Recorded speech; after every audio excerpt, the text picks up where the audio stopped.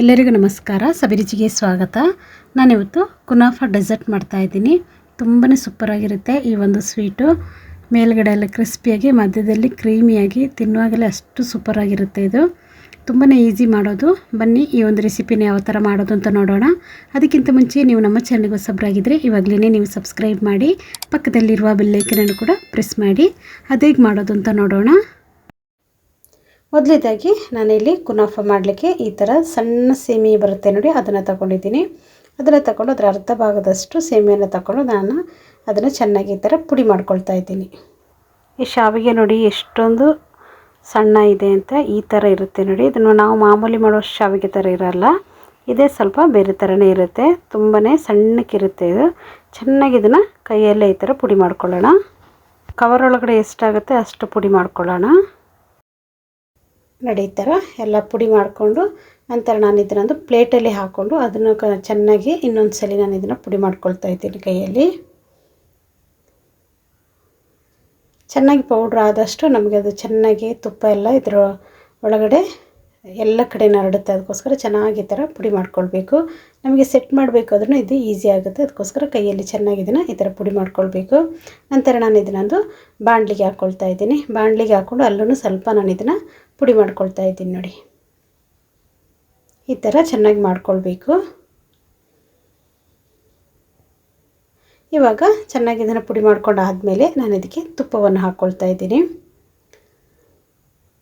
ಇದಕ್ಕೆ ನಾನು ಒಂದು 2ರಿಂದ 3 ಸ್ಪೂನ್ ಆಗುವಷ್ಟು ತುಪ್ಪವನ್ನು ಸೇರಿಸ್ಕೊಂಡಿದ್ದೀನಿ. ತುಪ್ಪವನ್ನು ಹಾಕ್ಕೊಂಡ್ಮೇಲೆ ಒಮ್ಮೆ ಇದನ್ನು ಚೆನ್ನಾಗಿ ನಾವು ಮಿಕ್ಸ್ ಮಾಡ್ಕೊಳ್ಬೇಕು. ಚೆನ್ನಾಗಿ ಸ್ಪೂನಲ್ಲಿ ಒಂದ್ಸಲ ಈ ಥರ ಮಾಡ್ಕೊಳ್ಳಿ. ಆಮೇಲೆ ನಾವು ಕೈಯಲ್ಲೇ ಇದನ್ನು ಚೆನ್ನಾಗಿ ಮಿಕ್ಸ್ ಮಾಡ್ಕೊಳ್ಬೇಕು.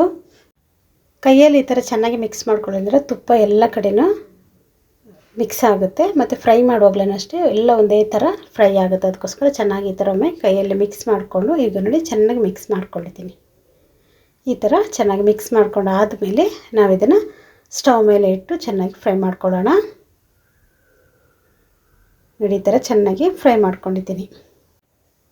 ಇವಾಗ ನೋಡಿ ಚೆನ್ನಾಗಿ ಇದನ್ನು ಒಂದು ಫ್ರೈ ಮಾಡ್ಕೊಳ್ಳೋಣ. ಕಲರ್ ಕೂಡ ಇಲ್ಲಿ ಚೇಂಜ್ ಆಗ್ತಾ ಇದೆ ನೋಡಿ. ತುಪ್ಪದಲ್ಲೇ ಇದು ಚೆನ್ನಾಗಿ ಫ್ರೈ ಆಗಬೇಕು. ಇಷ್ಟ ಆದರೆ ಸಾಕು. ಇವಾಗ ಒಂದು ಬೌಲ್ ತೊಗೊಂಡಿದ್ದೀನಿ. ಅದಕ್ಕೆ ನಾನು 4 ಸ್ಪೂನ್ ಆಗುವಷ್ಟು ಕಸ್ಟರ್ಡ್ ಪೌಡ್ರ್ ಇದೆ ನೋಡಿ, ಅದನ್ನು ಹಾಕ್ಕೊಂಡಿದ್ದೀನಿ.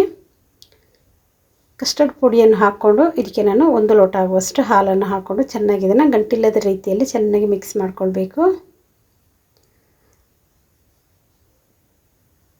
ನೋಡಿ. ಈ ಥರ ಚೆನ್ನಾಗಿ ಮಿಕ್ಸ್ ಮಾಡ್ಕೊಂಡಿದ್ದೀನಿ. ಇಷ್ಟ ಆದರೆ ಸಾಕು. ಇವಾಗ ನೋಡಿ ಕಸ್ಟರ್ಡ್ ಪುಡಿ ಇಲ್ಲಿ ರೆಡಿ ಆಗಿದೆ. ಅಷ್ಟರಲ್ಲಿ ನಾನಿಲ್ಲಿ ಒಂದು ಬಾಣಲೆ ಇಟ್ಕೊಂಡಿದ್ದೀನಿ. ಅದಕ್ಕೆ ನಾನು ಅರ್ಧ ಲೀಟರ್ ಆಗುವಷ್ಟು ಹಾಲನ್ನು ಹಾಕ್ಕೊಳ್ತಾ ಇದ್ದೀನಿ. ಹಾಲಿಗೆ ನಾನು ನೀರೇನು ಹಾಕ್ಕೊಳ್ಳಿಲ್ಲ, ಗಟ್ಟಿಯಾಗಿರುವಂಥ ಹಾಲನ್ನು ಹಾಕ್ಕೊಂಡಿದ್ದೀನಿ. ಹಾಕ್ಕೊಂಡ್ಮೇಲೆ ಇದಕ್ಕೆ ಸ್ವೀಟಿಗೆ ನಮಗೆ ಎಷ್ಟು ಸಕ್ಕರೆ ಬೇಕು ಅಷ್ಟು ಸಕ್ಕರೆಯನ್ನು ನಾವಿಲ್ಲಿ ಹಾಕ್ಕೊಳ್ಳೋಣ. ನಾನೊಂದು ಅರ್ಧ ಕಪ್ ಆಗುವಷ್ಟು ಸಕ್ಕರೆಯನ್ನು ಹಾಕ್ಕೊಂಡಿದ್ದೀನಿ. ಹಾಕ್ಕೊಂಡ್ಮೇಲೆ ಚೆನ್ನಾಗಿ ಈ ಹಾಲನ್ನು ಕುದಿಲಿಕ್ಕೆ ಬಿಡೋಣ. ಚೆನ್ನಾಗಿ ಕುದಿ ಬರಲಿ ಹಾಲು. ಸಕ್ಕರೆ ಎಲ್ಲ ಕರಗಿದ್ರೆ ಸಾಕು ಈ ಹಾಲಲ್ಲಿ ನೋಡಿ. ಹಾಲು ಕೂಡ ಇಲ್ಲಿ ಉಕ್ಕುತ್ತಾ ಇದೆ. ಇವಾಗ ಸ್ಟವನ್ನು ಚಿಕ್ಕದು ಮಾಡಿಕೊಂಡು ನಾವು ಏನು ಮಿಕ್ಸ್ ಮಾಡಿ ಇಟ್ಕೊಂಡಿದ್ದೀವಲ್ಲ ಕಸ್ಟರ್ಡ್ ಪೌಡ್ರ್, ಅದನ್ನು ಹಾಕ್ಕೊಂಡು ಚೆನ್ನಾಗಿ ಮಿಕ್ಸ್ ಮಾಡ್ಕೊಳ್ಳೋಣ. ಕಸ್ಟರ್ಡ್ ಪುಡಿ ಹಾಕಿದ್ದೆ ಇದು ಗಟ್ಟಿಯಾಗಿಬಿಡುತ್ತೆ. ಸ್ವಲ್ಪ ಉರಿಯನ್ನು ಚಿಕ್ಕದು ಮಾಡಿಕೊಂಡು ಇದನ್ನು ಚೆನ್ನಾಗಿ ನಾವು ಬೇಯಿಸ್ಕೊಳ್ಬೇಕು. ಚೆನ್ನಾಗಿ ಇದು ಗಟ್ಟಿ ಆಗಬೇಕು ನೋಡಿ. ಇವಾಗ ಚೆನ್ನಾಗಿ ಮಿಕ್ಸ್ ಮಾಡ್ತಾನೆ ಇದ್ದೀನಿ ನೋಡಿ. ಹಾಲು ಕೂಡ ಇಲ್ಲಿ ತಿಕ್ಕಾಗಿ ಬರ್ತಾ ಇದೆ ನೋಡಿ. ಇವಾಗ ಇಷ್ಟ ಆದರೆ ಸಾಕು ನೋಡಿ. ಇವಾಗ ನಾವು ಸ್ಟವನ್ನು ಆಫ್ ಮಾಡಿ ಇದನ್ನು ಪೂರ್ತಿಯಾಗಿ ತಣ್ಣಗಾಗಲಿಕ್ಕೆ ಬಿಡೋಣ. ಪೂರ್ತಿಯಾಗಿ ತಣ್ಣಗಾಗಲಿ. ತಣ್ಣಗಾದ್ಮೇಲೆ ನಿಮಗೆ ತೋರಿಸ್ತೀನಿ. ಅಷ್ಟರಲ್ಲಿ ನಾನು ಇಲ್ಲೊಂದು ಪಾತ್ರೆ ಇಟ್ಕೊಂಡಿದ್ದೀನಿ. ಅದಕ್ಕೆ 2 ಸ್ಪೂನ್ ಆಗುವಷ್ಟು ಸಕ್ಕರೆಯನ್ನು ಹಾಕ್ಕೊಂಡಿದ್ದೀನಿ. ಒಂದು 2 ಸ್ಪೂನ್ ಆಗುವಷ್ಟು ನೀರನ್ನು ಕೂಡ ಇದಕ್ಕೆ ನಾವು ಸೇರಿಸ್ಕೊಳ್ಳೋಣ. ಜಾಸ್ತಿ ನೀರು ಹಾಕ್ಕೊಳ್ಳಿಕ್ಕೆ ಹೋಗಬೇಡಿ. ಸಕ್ಕರೆ ಎಲ್ಲ ಚೆನ್ನಾಗಿ ಕರಗುವವರೆಗೂ ನಾವು ಇದನ್ನು ಕುದಿಸ್ಕೊಂಡ್ರೆ ಸಾಕು. ಇವಾಗ ನೋಡಿ ಇದು ಚೆನ್ನಾಗಿ ಕುದಿ ಬಂದಿದೆ, ಕರಗಿದೆ. ಇಷ್ಟ ಆದರೆ ಸಾಕು. ಇವಾಗ ನೋಡಿ ಈ ಥರ ಆಗಿದೆ. ಇಷ್ಟ ಆದರೆ ಸಾಕು. ಇವಾಗ ಇದು ಪೂರ್ತಿಯಾಗಿ ತಣ್ಣಗಾಗಿದೆ. ಇವಾಗ ನಾನಿಲ್ಲಿ ಒಂದು ಪಾತ್ರೆ ತಗೊಂಡಿದ್ದೀನಿ. ಅದಕ್ಕೇ ನಾನು ಮೊದಲೇ ಫ್ರೈ ಮಾಡಿ ಇಟ್ಕೊಂಡಿರುವಂಥ ಸೇಮಿಯಾ ಇದೆ ನೋಡಿ, ಅದನ್ನು ಹಾಕ್ಕೊಳ್ತಾ ಇದ್ದೀನಿ. ಅರ್ಧ ಭಾಗದಷ್ಟು ಹಾಕ್ಕೊಳ್ತಾ ಇದ್ದೀನಿ. ಇನ್ನೊಂದು ಅರ್ಧ ಭಾಗವನ್ನು ಹಾಗೆ ಇಟ್ಕೊಂಡಿದ್ದೀನಿ. ಇದನ್ನು ಇದ್ರ ಮೇಲೆ ಹಾಕ್ಕೊಂಡು ಚೆನ್ನಾಗಿ ಈ ಥರ ಸಮವಾಗಿ ಮಾಡ್ಕೊಳ್ಬೇಕು ನೋಡಿ. ಎಲ್ಲ ಕಡೆ ಒಂದೇ ಥರ ಬರಬೇಕಲ್ಲ, ಅದಕ್ಕೋಸ್ಕರ ಒಂದು ಸ್ಪೂನಲ್ಲಿ ಈ ಥರ ನಾನು ಕ್ಲೀನಾಗಿ ಅದನ್ನು ಒಂದೇ ಥರ ಬರೋ ಥರ ಮಾಡ್ಕೊಳ್ತಾ ಇದ್ದೀನಿ ನೋಡಿ. ಇಷ್ಟ ಆದರೆ ಸಾಕು.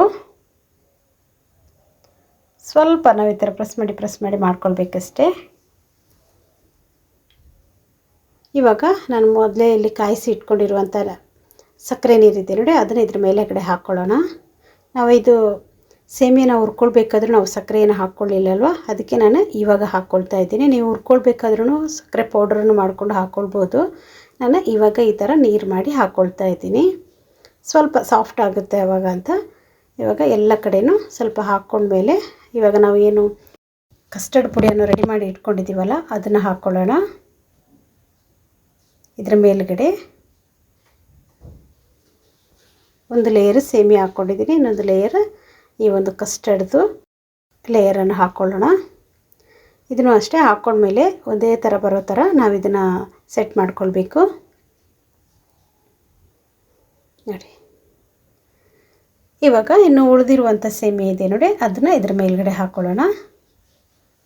ಎಲ್ಲ ಕಡೆ ಈ ಥರ ಹಾಕ್ಕೊಳ್ಬೇಕು. ಈ ಒಂದು ಸ್ವೀಟು ತುಂಬಾ ಡಿಫ್ರೆಂಟಾಗಿರುತ್ತೆ, ಟೇಸ್ಟೂ ಅಷ್ಟೇ ತುಂಬಾ ಚೆನ್ನಾಗಿರುತ್ತೆ. ಇದು ಕಡಿಮೆ ಇಂಗ್ರೀಡಿಯೆಂಟ್ಸಲ್ಲಿ ನಾವು ಈ ಒಂದು ಸ್ವೀಟನ್ನು ಮಾಡ್ಕೊಳ್ಬೋದು. ಟೇಸ್ಟ್ ಅಂತೂ ತುಂಬಾ ಚೆನ್ನಾಗಿತ್ತು. ಎಲ್ಲ ಕಡೆಯೂ ಒಂದೇ ಥರ ಬರೋ ಥರ ನಾವು ಈ ಸೇಮಿಯಾವನ್ನು ಹಾಕ್ಕೊಳ್ಬೇಕು ನೋಡಿ. ಇವಾಗ ನಾನು ಎಲ್ಲದ ಕಡೆ ಒಂದೇ ಥರ ಬರೋ ಥರ ಹಾಕ್ಕೊಂಡಿದ್ದೀನಿ. ಸ್ವಲ್ಪ ಪ್ರೆಸ್ ಮಾಡಿದ್ರೆ ಸಾಕು, ಜಾಸ್ತಿ ಮಾಡಬೇಕು ಅಂತ ಏನಿಲ್ಲ. ಒಂದು ಸ್ವಲ್ಪ ಮಾಡಿಕೊಂಡು ಎಲ್ಲ ಕಡೆ ಈ ಸಕ್ಕರೆ ನೀರಿದೆ ನೋಡಿ ಅದನ್ನು ಮತ್ತೆ ಮೇಲ್ಗಡೆಯಿಂದ ಹಾಕ್ಕೊಳ್ಬೇಕು. ಎಲ್ಲ ಸಮ ಮಾಡಿದ್ಮೇಲೆ ನೀವು ಹಾಕ್ಕೊಂಡ್ರೆ ಸಾಕಾಗುತ್ತೆ ನೋಡಿ ಈ ಥರ. ಇವಾಗ ಎಲ್ಲ ಹಾಕ್ಕೊಂಡ್ಮೇಲೆ ಇಲ್ಲಿ ನಾನು ಬಾದಾಮಿ, ಗೋಡಂಬಿ, ಪಿಸ್ತಾ ಇವೆಲ್ಲವನ್ನು ಪುಡಿ ಮಾಡಿ ಪೌಡ್ರ್ ಮಾಡಿ ಅದನ್ನು ಕೂಡ ನಾನು ಅದ್ರ ಮೇಲ್ಗಡೆಯಿಂದ ಈ ಥರ ಹಾಕ್ಕೊಳ್ತಾ ಇದ್ದೀನಿ ನೋಡಿ. ಡ್ರೈ ಫ್ರೂಟ್ಸ್ ಎಲ್ಲ ಹಾಕಲಿಕ್ಕೆ ಮುಂಚೆ ನೀವು ಇದನ್ನು ಇನ್ನೊಂದ್ಸಲ ಬೇಕಾದರೆ ಬೇಯಿಸ್ಕೊಳ್ಬೋದು, ತವದ ಮೇಲೆ ಇಟ್ಕೊಂಡು ಬೇಯಿಸ್ಕೊಳ್ಬೋದು. ನಾನು ಇದನ್ನು ತುಪ್ಪದಲ್ಲೇ ಚೆನ್ನಾಗಿ ಫ್ರೈ ಮಾಡಿದ್ರಿಂದ ನಾನು ಇದನ್ನು ಎರಡನೇ ಸಲ ನಾನು ಫ್ರೈ ಮಾಡ್ಕೊಳ್ತಾ ಇಲ್ಲ. ಎಷ್ಟು ಸೂಪರಾಗಿ ಬಂದಿದೆ ಗೊತ್ತಾ, ತುಂಬಾ ಚೆನ್ನಾಗಿ ಬಂದಿದೆ. ರುಚಿಯಾಗಿರುವಂಥ ಕುನಾಫಾ ಡೆಸರ್ಟ್ ಇಲ್ಲೇ ರೆಡಿಯಾಗಿದೆ ನೋಡಿ. ಈ ವಿಡಿಯೋ ನಿಮಗೆ ಇಷ್ಟ ಆಯಿತು ಅಂದರೆ ಲೈಕ್ ಮಾಡಿ, ಶೇರ್ ಮಾಡಿ, ಸಬ್ಸ್ಕ್ರೈಬ್ ಮಾಡಿ. ವಿಡಿಯೋ ನೋಡೋದಕ್ಕಾಗಿ ಧನ್ಯವಾದಗಳು. ನಾನು ಸಬಿ.